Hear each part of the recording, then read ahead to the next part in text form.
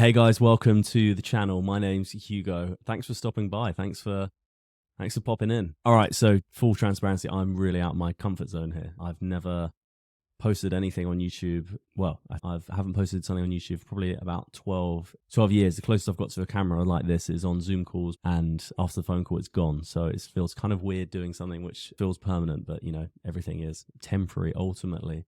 So honestly, that's part of the reason why I'm doing this. I'm doing this because, look, it's the start of 2024. I'm at a crossroads with business. I guess I'll give you a little bit of background in terms of where I've come from, where I'm going, and ultimately the purpose of this channel. Because I think the key here is I read this tweet, which was talking about your past self, and I consume a ton of content on YouTube and Twitter and all these other platforms, and I've always read these quotes and sort of nodded, being all about being a creator and not a consumer. I spend 99% of my time consuming. So that idea of becoming a creator coupled with the idea of getting out your comfort zone in 2024, I just thought, you know what, let's give it a go. I'm going to post something, and you know what, if it flops, which it will, then no one will see it, which is fine. If it does well, it's fine. I guess the worst case will be if it flops, but the only people that seem to see it, the 4 or 5 views, are people that I know, and then they start taking the piss out of me. But you know what? That's a risk I'm willing to take, and let's roll the dice. So without further ado, why are we here? What am I even talking about here? Well, what I want to talk about is building stuff online, and more importantly, building things that people value online. That is honestly what I've probably spent the last 10, 15, I just can't even think of how old I am. Probably, building stuff on the internet since I was 12 years old. So what I want to do is just, if I can help one person, that's kind of my goal here. I don't care if anyone else watches this. My goal is to sort of help one person in the same way that consuming other people's content has helped me. You know, even if it's just one phrase, one sentence, one trick, one tactic, something like that. You know what? If I can be the tiniest part in someone else's journey, then I think it's a net win for everyone. So what are we doing here? It's all about how to build stuff people want. More importantly, how to get it to people that want it, and how to market things in an efficient way, particularly given a changing world and a changing market dynamics. And lastly, to try and be happy along the way doing that. I think you can build stuff and grow stuff and still find that you're the exact same person, and after you've done all that than you were at the start. So whatever you're going in to do is based on what type of person you started at the beginning with. And if you believe your goal is going to make you happy, then it depends on if you're a happy person or not. So I think our goal here is to do cool stuff, to build cool stuff, to grow cool stuff, and to be happy or content or fulfilled or whatever your personal goal is to doing it. I think sometimes business and personal lives get wrapped up a lot in themselves. And, I do believe that integration or, creating a work-life flywheel is insanely important way of winning. But let's just make sure we're not just focusing on tactics and, writing blog posts or creating ads or scaling ad accounts, when really what we're after here is not, an extra bit of currency entering our bank account each month, but a little bit more happiness entering our lives, perhaps. Who knows? Well, let's have it all. Why not? We only get one chance. So, that's the goal of this channel, is to cover those things. A little bit about me. Who am I? Nobody. Why should you listen to me? You shouldn't, but if you've got this far, then you kind of are. So I guess, I can help in small areas. I've done a lot of stuff over the years, and there's people who are, my friends, people I know, people I've come across, other people on YouTube, way, way, way more successful on me. I can't promise the best. I can just promise unique. So what I do is I combine different worlds which don't usually come across each other. So I've been an entrepreneur for years now. I guess if you consider owning a business or running a website the start of being an entrepreneur, then I've been an entrepreneur for decades. I've done that in varying degrees of success, both in terms of revenue, profit, or fundraising numbers, depending on how you want to value things. And I think what's unique is just tying these different worlds together. Like I love creators and the creator economy and make money online stuff on Twitter and YouTube and all these guys. And at the same time, I've got a foot in the venture world, which is, I think, two worlds which generally don't talk at all. And I think that stepping out your echo chamber and learning something from an adjacent niche, which ultimately everyone's trying to achieve the same goals. They've just picked different vehicles, different people to hang around with. And I think being in those different sectors has enabled me to achieve some things which, a lot of other people I know haven't been able to achieve. And I think that obviously goes without saying, I'm not there yet. I'm just at the start. But I just kind of compare yourself to the average person. I think that there's a lot of pressure online, particularly like, thank God I'm not growing up now, because if I saw the content I see today with the emotional maturity I had 10 years ago, I don't know how I'd cope. It seems like every 16-year-old is making 40K a month online drop shipping, or, things like that. It just seems absolutely crazy, these things. So I think it's important to just put things in perspective. Your benchmark should be, what is the average salary from the country you're based in? And I think if you're doing better than that, then you're winning. And then I'd look at the benchmark for your age or your demographic or your background, and then see if you're winning or not. For instance, the average wage in the UK is, I think, 28K, £28,000, call it $35,000, for instance. That's including the whole country and the whole nation, including younger people comparing themselves to 55-year-old men at the peak of their careers, or 32-year-old women who are absolutely killer lawyers, everyone. So why is that?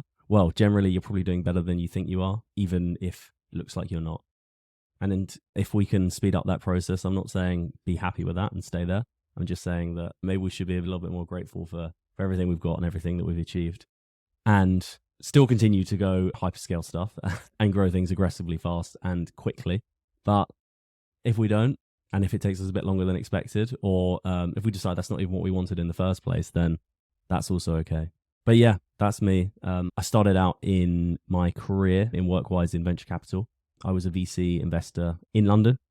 I did mainly fundraising for venture-backed startups and the fund itself.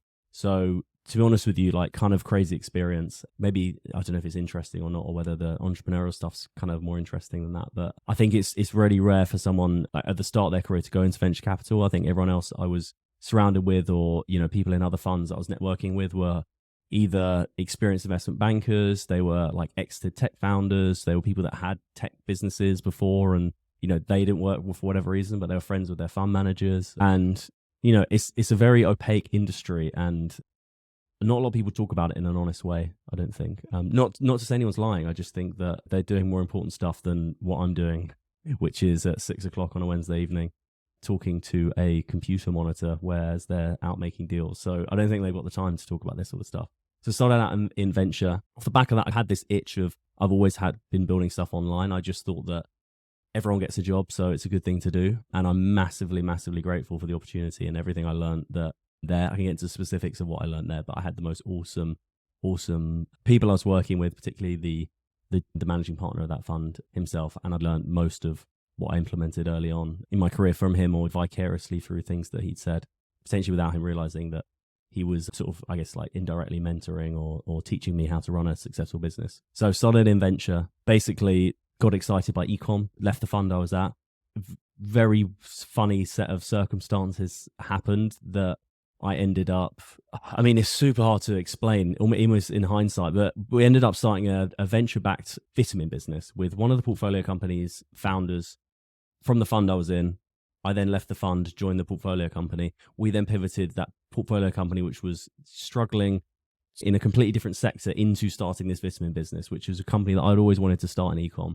And what transpired to be an extremely successful e-commerce business in the UK. It's big. It's a big business. I'm no longer part of it because I left, because it wasn't for me at the time.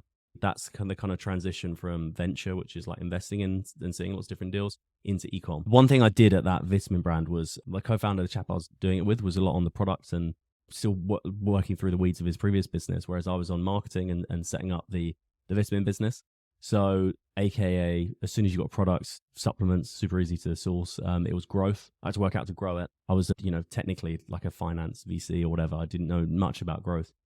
Going into it, I just knew that people wanted it. We just had to get it in their hands. So after I left that business, everything I learned from growth, I transitioned into helping other companies grow, and basically ended up with an advertising agency, which at the time, and I know online, is just one of these like internet business models. For me, it happened very organically. I knew I'd already grown an e-commerce brand, knew how to grow other e-commerce brands, and then hired someone to do what I was doing in the ad account. So for me, it was less of a make money online thing, more of just, I ended up helping people with an agency, and you get paid to do that when you help people. So Ended up with an agency, which is super interesting. Went pretty well. Ended up investing a lot of the profits that I made from the agency into a SaaS business, which went terribly wrong, which I'll probably talk more about. Not terribly wrong in the sense something bad happened. It's just I lost all my money, which is, money comes and goes, what do they say? But it was, in hindsight, we shouldn't have done that. And where are we at today? I think the easiest way to describe it is just building cool stuff online. Call it venture builder, call it just, online tinkering, venture design, whatever you want to call it. I just like building stuff and growing it online. And that's still between B2B and B2C. So I think those sort of unique set of experiences between venture, SaaS, agency, and ecom. I'm not saying by any means that I'm the expert in those topics at all, but I think it's very rare that someone's actually done all of those things and can comment on the actual true inner workings of those businesses. I'm not talking about someone that's like created a landing page and allegedly been in those sectors or has been in SaaS, but they've got some white labeled no-code SaaS, which is basically a agency with a white label product on it or something. I'm talking about actually running those businesses day to day. So yeah, that's it. That's me. And that's a little bit of background on what I'm up to. So the purpose is, if I can help in any way, I don't know, what the best way to do that is, but yeah, I'm here to help and ultimately document the journey. And I think I stole that phrase from Matt Kelly from Space Goods, actually. I'm a huge fan of it. So the goal is to help. And if I can literally cut someone's learning curve by a day or something, then they're going to get to where they need to get to quicker. And it's going to be worth it. And I'm a believer in that, you can give first and something good's going to happen. And it's going to keep me accountable. It's going to be interesting. Thanks.